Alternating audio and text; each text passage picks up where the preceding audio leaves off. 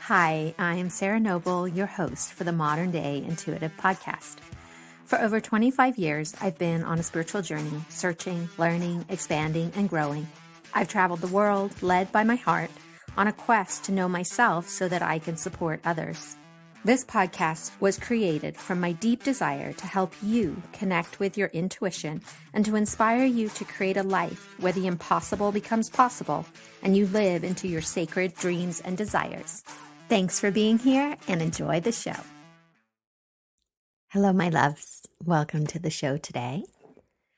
I am away this week with my kiddos in the Oregon dunes, camping and exploring, and then headed to Coeur d'Alene, Idaho. And so I felt called to play a repeat episode for you. And this is not just because I'm away. It's also because Katie, the caller in this podcast, has been dancing through my dreams and been on my mind lately. And so I wanted to reshare this with you as it feels it's asking to be in your ears again and in your lives and out in the world. It's a beautiful episode and touches on spirit guides and all the unseen world and how to cope when you're moving through a big life event. And I just really, this call is dear to my heart. And Katie, I love you and know you're doing well on your adventure.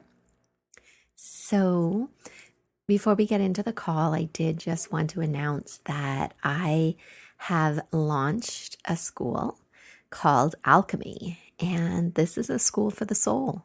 Teaches all about intuition, expansion, why you're here, how to live a life of possibilities, to live into your dreams, to live from this place of your inner knowing connected so deeply to your intuition that you just are lit up and able to navigate your life in a beautiful way that supports you and the planet. As you know, I just love teaching about intuition, the ancient mysteries, shamanic traditions, all the magical wisdom that is available to us.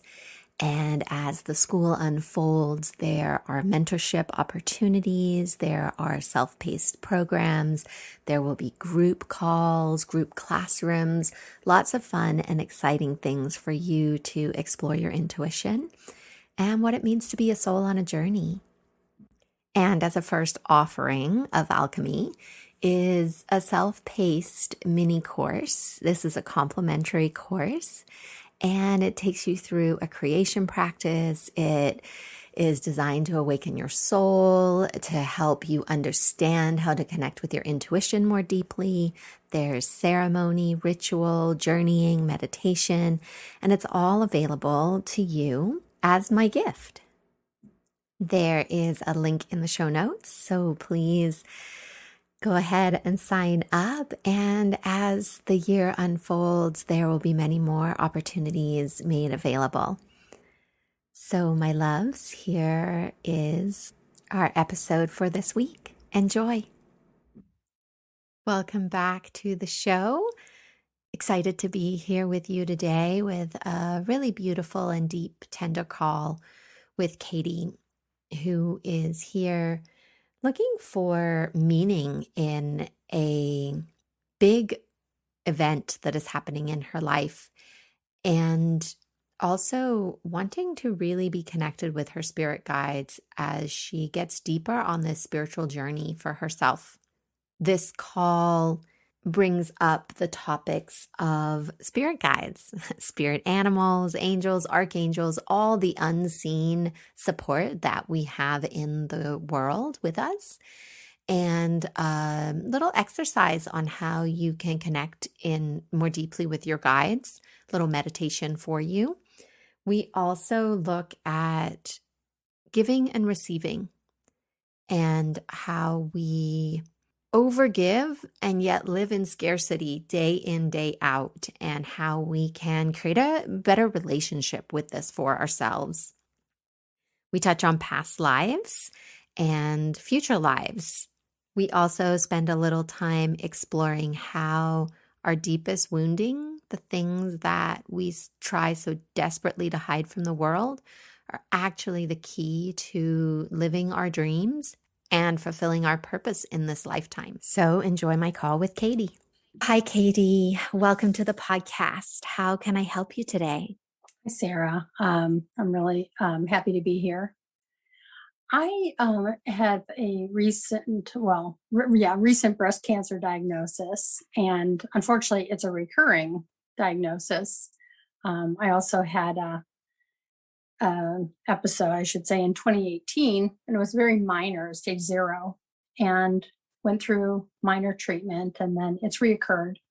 And now it's like the big guns. I had the double mastectomy, the chemo, and I guess it's putting me into a place where I'm really curious about what's the meaning of it. I do think there's a meaning. And I also am curious about my spirit guides. That curiosity keeps popping up.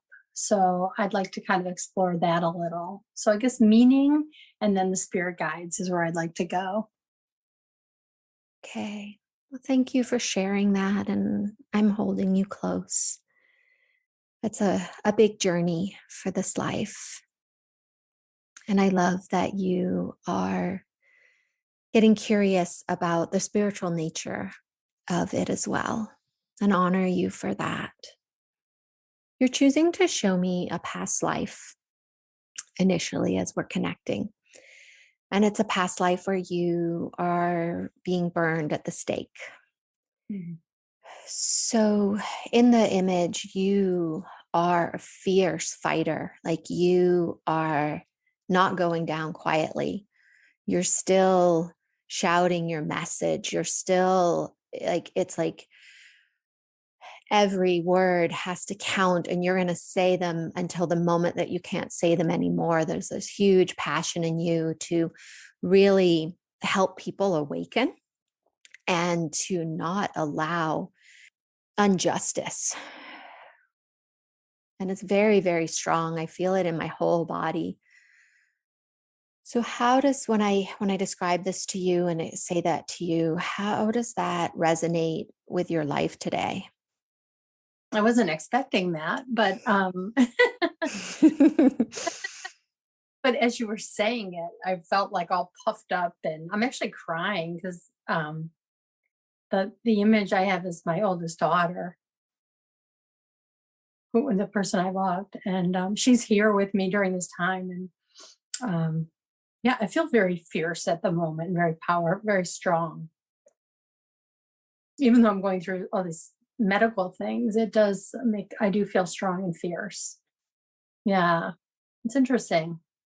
I'm 58 and I'm kind of at a turning point in my life. It feels like where you go from taking care of everybody else to kind of a new phase of your life where you figure out what's really important to you. Yeah, and you're really being sort of put in a place that your self-care and your love of yourself has to become paramount in your life as you're walking this path you're on. Yes. How are you embracing that? What are you doing? Yeah, I'm really embracing it. Yeah, physically, I've had to. And I'm not a very public person, but I have reached out to people and kind of told them what's going on. And the outpouring of love has been amazing. With just cards and flowers and meals and words of encouragement. And so I'm really allowing myself to receive that. That's very different from being the giver to now the receiver. And it's like I can't.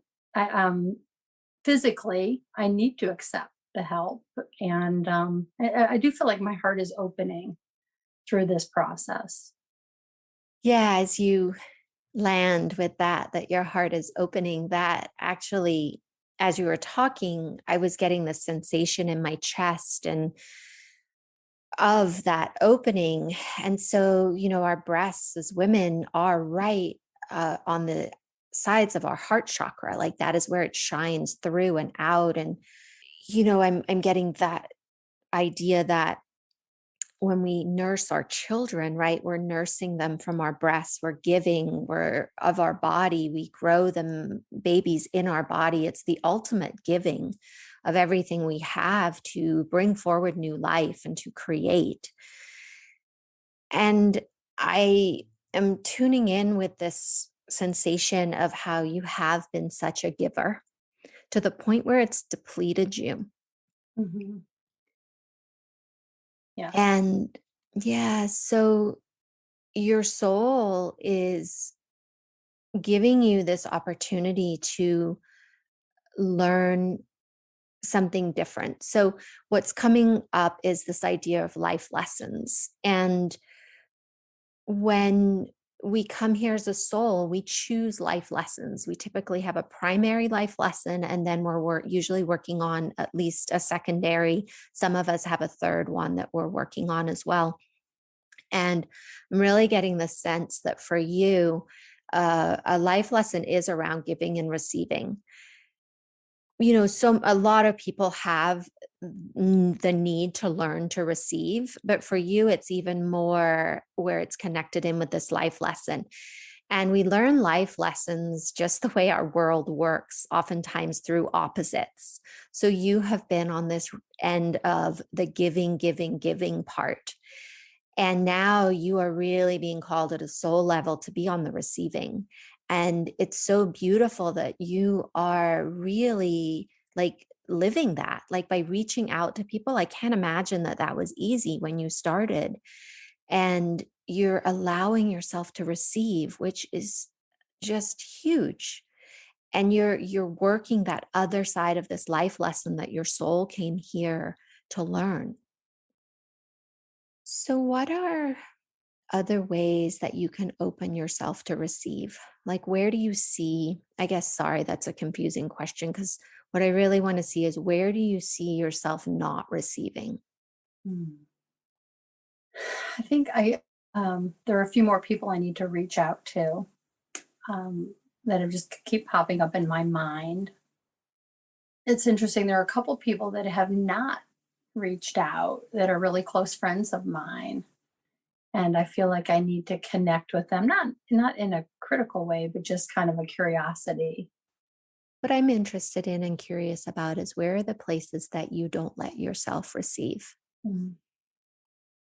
What comes to my mind is I was a stay-at-home mom for over 20 years and put on my left my career when I had kids, and now I'm re-entering as a coach. And so I guess it's in receiving, allowing myself to create this business and to kind of follow my passion and live out my purpose through the career. And it's kind of like still in between. My youngest is still 16. And of course, kids always need you, but she's still young. But it's kind of allowing myself to receive the gifts and to live out the gifts I've been given to set up my coaching business. Yeah, because we can always find a whole lot of excuses of why we're not doing what we want to do. And I say Mhm. that from my own experience. Mhm. um, I'm with you on that. And yet that thing, that passion, that purpose that we're here is going to keep calling us. It's sort of it's that hero's journey where we are being called by spirit to do the thing that just lights us up and Mm. is here to give to the world. And when we refuse that call, that voice gets louder and louder. And part of the hero's journey, the first two steps, the first one is hearing the call. And then the second step is refusal of the call. Like we go through that where we're not willing to step into it yet. But then we do. We finally the call gets so loud that we can't ignore it any longer and we have to do it. And it feels like that's that space you're in where it's you have to now. Like there's no way to stop. Yes. Yeah. So my first career was business, more business related, because I wanted to be able to support myself and achieve. And this is more following my heart, Mhm. coaching. And so, yeah, it's allowing myself to pursue that path. And as you're saying that, like, I'm feeling lighter, and there's Mm, this, like, it's almost like someone turned the light on, although the light in my room did not change, but everything got brighter. mm, And so that's going to be part of your healing journey as well. Like, there's the physical part, and then there's the spiritual, emotional part that, by really embodying your work that you're here to do, you're going to include that in your healing journey. mm. So, one of the other things you had asked about was your spirit guides. Yes. And so, what, what would you like to know? What's your question around Well, I'd like you to see them and tell me what they are. that? Little humor there. I do. It's interesting in following what we've talked about, really opening my heart. It is an keeping the heart open, and so I imagine, it's interesting. Like my intuition tells me like that a butterfly is a spirit, one of my spirit guides, Mhm. and hummingbird, and then I keep getting the name Maxwell. So that's kind of where I am. Okay, so that's beautiful. So your butterfly and Mhm. hummingbird are spirit animals. Uh huh. And the butterfly is significant of transformation. Mm, And so you're going through a transformation. And hummingbird is, oh, I love hummingbird. I am trained in shamanic mythology and practices. And hummingbird is one of the main archetypes of the shamanic traditions. And what hummingbird teaches us is to take the epic journey, to follow our heart with wild abandon, not stopping to ask, how do I have enough money? Do I have enough time? Wait till my children are out and, leaving for college. Hummingbird migrates thousands of miles because the call happens and it's time to go. And she never stops and asks, will there be enough food? Will there be land for me to rest? She just takes flight and trusts that, wow. yeah. So I love hummingbird. And she's with you. Ah, wow. It's neat. She was my mother's favorite. And so I've kind of adopted her from my mom. So that's really powerful. Mm, yeah. And when I feel into Maxwell, he's Maxwell is here to help you open your heart. That's his primary purpose for you right now. So the more that you lean into your relationship with him and with yourself, it's all around opening your heart. Wow. Like, he's showing me that he's got your back. Like, you can trust. He's holding his hand at the back of your heart. So he's saying, like, I'm supporting you. I'm back here. And he's very strong Mhm. and soft at the same time. Like, he's a gentle giant, is the way that I see him. And he's so truth and trust live in the heart. And he's holding his hand to show you that he's got you. Mm. It's beautiful. Yeah, that feels really Mm. lovely. So you have some very powerful unseen friends working Mm. with you. It's interesting too.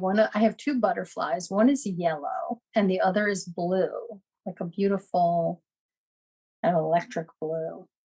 Mhm. So you sound like knowing that they're there, you have this intuitive ability that is open in you, like to be able to sense them and know them, see them, connect with them. Like that part of you is there and is open. We all are intuitive.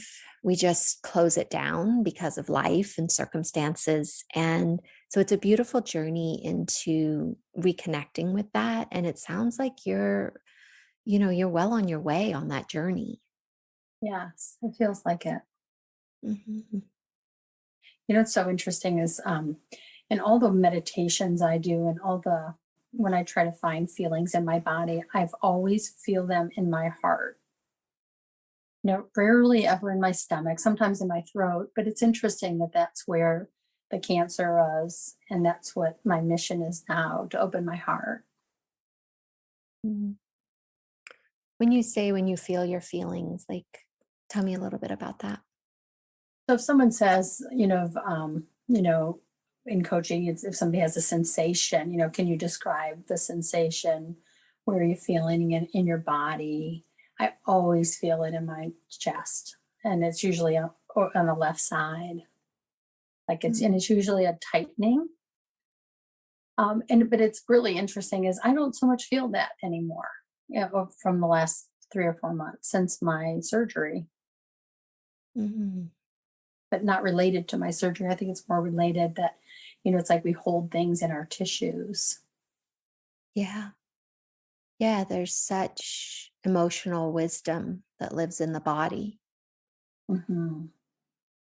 that we just haven't really been taught as a society how to access. I think that it's becoming more known. There's a lot more somatic work and awareness happening. Yes. Mm. Yeah, they're inviting you to go deeper with that practice. Mm. So now that the heart or whatever those emotions were that were sort of stuck in the heart or have been released through you're diving in, right? Like really beginning this journey and being on this journey of processing.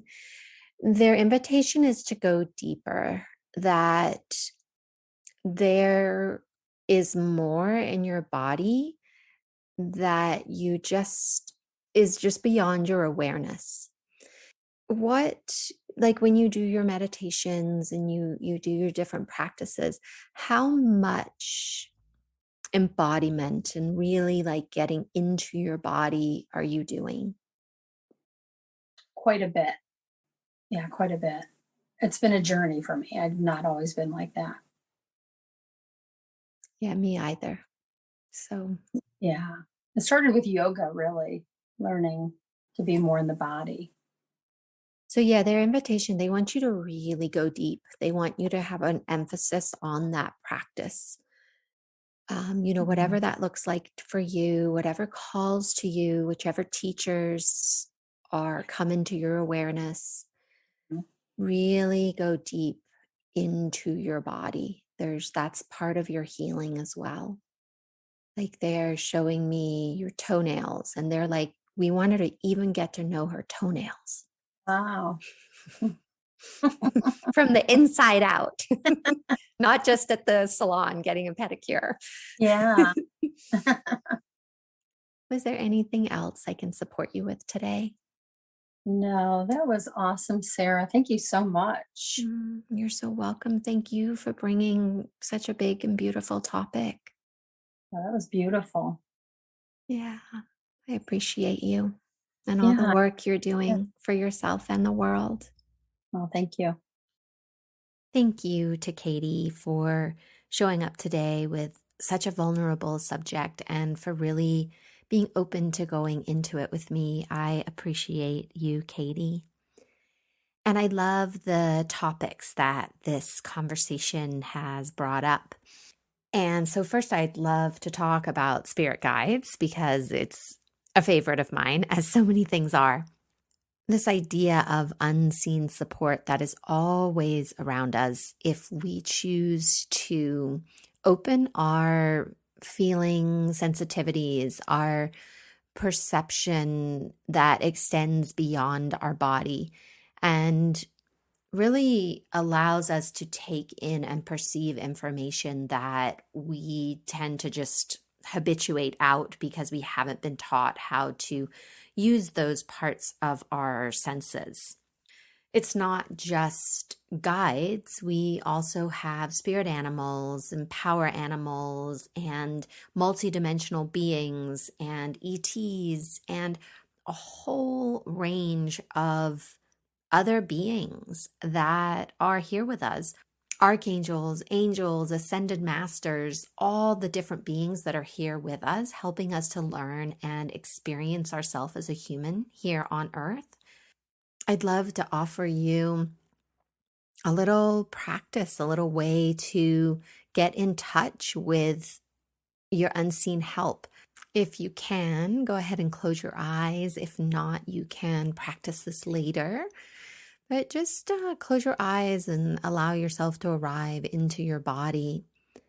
And then just imagine in your mind's eye, maybe like a little movie playing on a screen.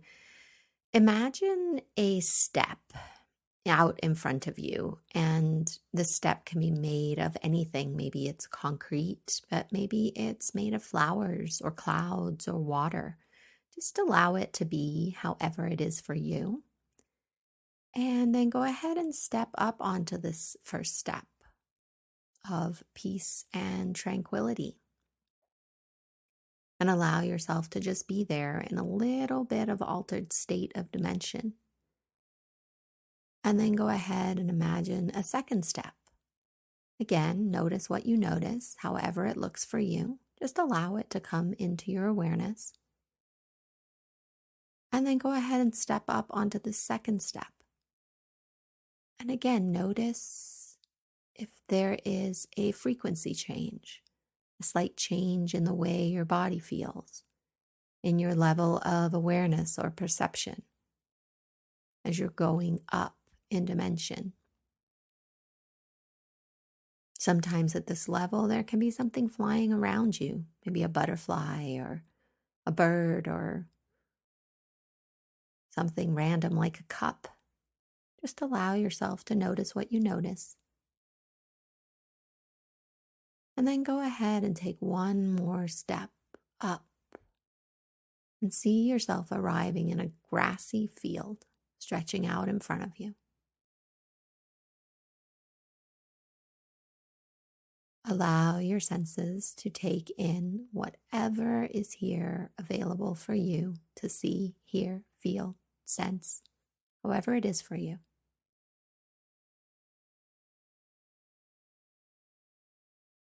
Just play around in this space, see who shows up.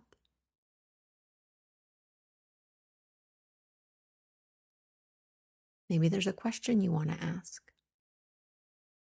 Maybe there's some information they want to tell you.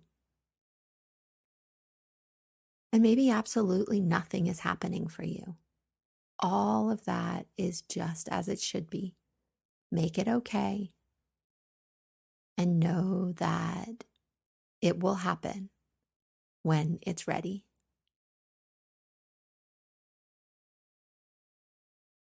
And whenever you feel complete, you can just see yourself stepping back down onto that second step, noticing what it's made of. And then stepping down to the first step. And then just stepping back down here into your body in this dimension on Earth. And wiggle your fingers and toes. Open your eyes. And know that you can practice this anytime you like. And the more you practice it, the easier it will be, and the more you will be able to perceive. Another topic this conversation brought up is giving and receiving, and how important it is for us to do both. In the Andean shamanic traditions, there's a word Aini, and Aini is everything in right relationship. And it is the principle and idea that giving becomes so part of receiving that the relationship becomes a circle, and there is no difference. There's no separation between our giving and our receiving. It is all in love and all one. And so as a society, we tend to overgive of ourselves, of our time, of our energy, of everything. And yet in this overgiving, we live in scarcity. There's never enough of anything. And part of that is because we are not open to receiving. We live in an abundant universe that is always wanting to love us. Every single thing is about the universe loving us. We give, and don't allow it to love us back. And then we feel that there's not enough of anything, when really it's just we're not receiving everything that there is to receive. Even in the times where, say, for example, we don't have a lot of money today, that is actually abundance, in the sense that we have a lot of not having enough. And so we have an abundance of not having. I know that might sound silly, but if you think about it, it's true. Anything that you don't have, you just have an abundance of not having. And so what if you were to practice having? Just really leaning in and feeling what it would be like to have the thing that you want, to have the new job, to have the extra time, to have the relationship with your children that you so long for, to have the ability to connect with your intuition, whatever that thing is that you feel you are lacking. What if you practiced having it? What if instead of being in the abundance of lack, you're in the abundance of having? Try it out. See what magic you can create with it. Also, I just wanted to touch a little bit on past lives, because that surprisingly was the first thing that came up for Katie today, and how we are really connected in with our past lives. And there's so much valuable information about who we were and the gifts that we have and the lessons that we have used and bring with us between lifetimes. It can be a fun experiment to just go into meditation and journey, connect in, ask to be shown a past life and see what happens. See who you were. Were you a man or a woman? What time were you living in? It's interesting, we tend to look at past lives, but what can be super fun as well is to actually go and explore your future lives. What are you doing in the future? Who are you? Again, just don't get too attached, right? We are here in this body in this time, yet it can be fun information. It can be useful as we are on this journey here in this life. Something that was very evident in this call was how Katie was taking her wounding and taking those parts of her that she was not connected to, and she was creating a different way of being with herself, with her situation, and with her past. Our medicine, the thing that we are here to give to the world, lies in our deepest pain, in our deepest wounds. And so for those of you that are coaches like Katie, what you are here to give to the world, the thing that you are here to serve in your biggest and highest and greatest way, lies deep inside that thing that you are terrified to look at. It's in those patterns, it's in those moments that you keep hidden away. So if you are searching for what is your purpose, what is the thing you are supposed to be doing, my invitation to you is go hunting. Get deep into that part of you that you turn away from, the part of you that you have decided is not okay to be part of your experience. Your true gifts for the world lie in the shame, in the guilt, in the anger, in those parts of yourself that you are choosing not to love. So get that flashlight, my love, and go on a hunt. What is your medicine? What is that biggest, deepest treasure that lives inside you? What is worth the risk of diving deep to be with it? Well, on that note, I leave you for today with lots of fun things to try and practice and a little adventure to go on. As always, thank you so, so much for being here. It is just such a beautiful part of my life sharing these moments with you. Namaste. Thank you for being here today and making your personal and spiritual growth a priority in your life. To learn more about connecting with your dreams and your intuition so that you can create a life full of possibilities, visit me at www.themodernDayIntuitive.com and see how we can create magic together. A big thank you from my heart to yours for making the planet a better place for us all.